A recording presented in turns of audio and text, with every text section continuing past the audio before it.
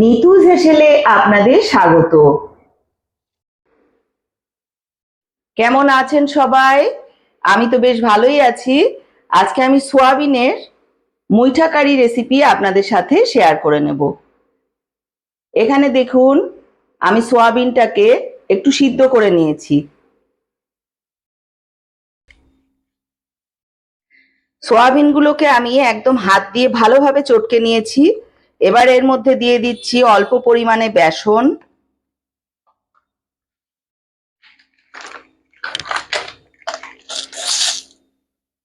অল্প পরিমাণে চিনি,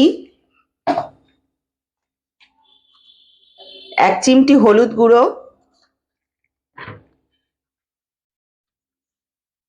লবণ,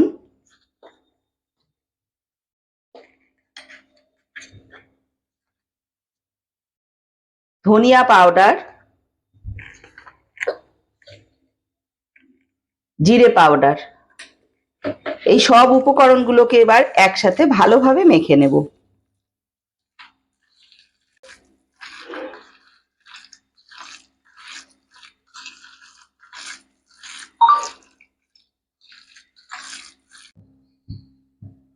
কড়াই গরম হয়ে গেছে, দিয়ে দিচ্ছি পরিমাণ মতো সর্ষের তেল।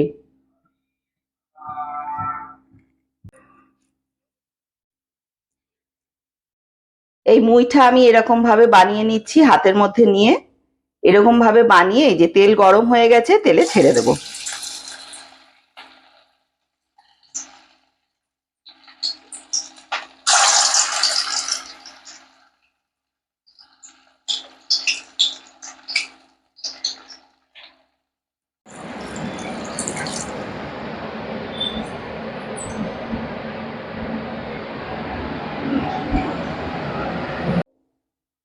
এক পিঠ লাল হয়ে গেছে, এবার আমি উল্টে দিয়ে অপর পিঠটাকেও এরকম লাল করে ভেজে নেব।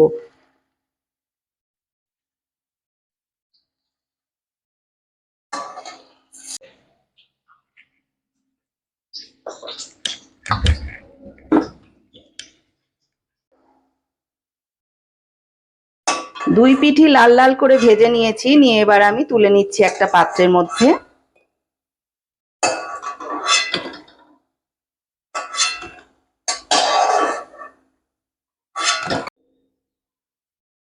সবগুলোকেই ভেজে আমি তুলে নিলাম। আমি একটা তেজপাতা দিয়ে দিচ্ছি ফোড়নে।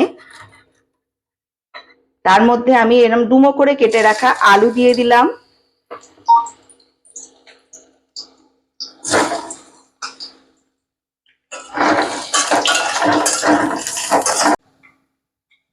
লাল লাল করে আলু ভেজে নিয়েছি, এবারে দিয়ে দিচ্ছি তার মধ্যে একটা বড় সাইজের পেঁয়াজের কুচি।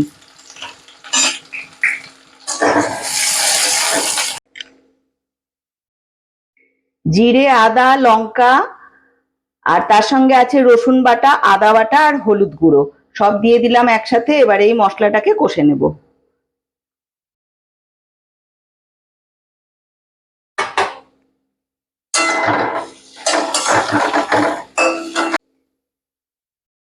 এক চামচ লবণ দিয়ে দিলাম। মশলা থেকে তেল ছেড়ে গেছে, একদম কষানো রেডি।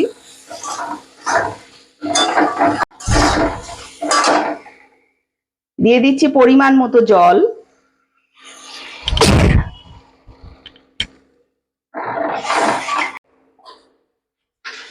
কালারের জন্য অল্প পরিমাণে কাশ্মীরি লঙ্কার গুঁড়ো দিলাম, গরম মশলা পাউডার। আলুগুলো কিন্তু আমার 90% কুক হয়ে গেছে।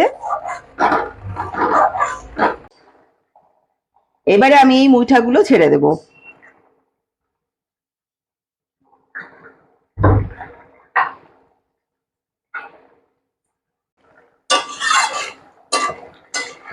বড়াগুলো দিয়ে দিলাম। এই যে ঝোলটা আছে এ কিন্তু বড়াতে টেনে নেবে, নিয়ে একদম গামাখা হয়ে যাবে।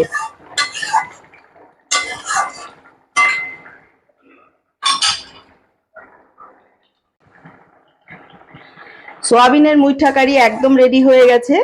সুস্থ থাকবেন, ভালো থাকবেন। আবার আসছি পরের রেসিপি নিয়ে।